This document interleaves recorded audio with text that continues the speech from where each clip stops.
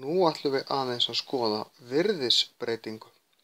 En virðisbreyting er breyting sem verður á verði eða virði á einhverjum tilteknum hlut á einhverjum ákveðnum tíma.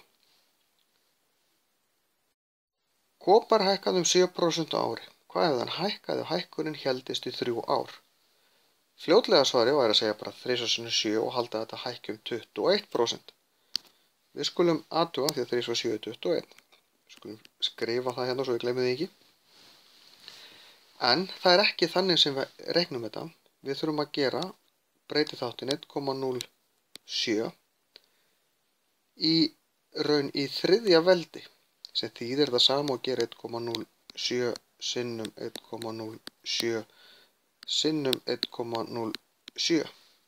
Það er að segja fyrir fyrsta árið, annað árið og þriðja árið. Það er einfaldar á að setja þetta upp svona.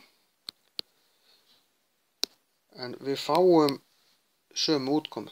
Við fáum út 1,225 sem þýðir að eftir hækkun er þetta 122,5% sem þýðir hækkun upp á 22,5%.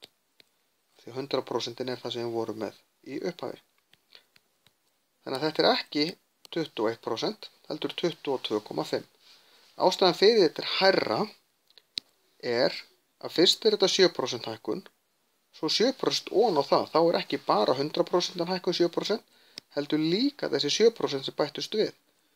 Svo þriðja ári þá koma 7% ofan á þetta og þetta. Annað dæmi, íbúð hækkaði úr 40 milljónum í 42 milljónir einu ári. Hver var hækkunin á ári í prósentum?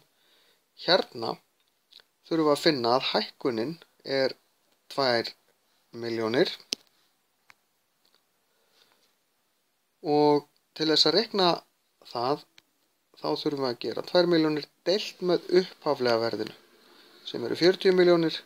Þá fáum við 0,05 sem gefur okkur 5% hækkun. Getum nota ör upp til þess að sína að þetta er hækkun, ör þá niður ef þetta væri lækkun. Hvað kostar íbúðin ef hún hækkar jafn mikið eftir 5 ár?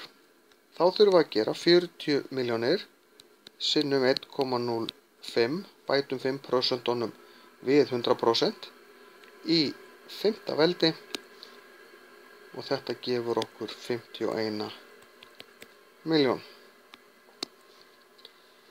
Þetta er í raun bara prósentureikningur, en við þurfum að kunna hvernig við notum prósentureikningin til þess að reikna nokkur ár fram í tímann.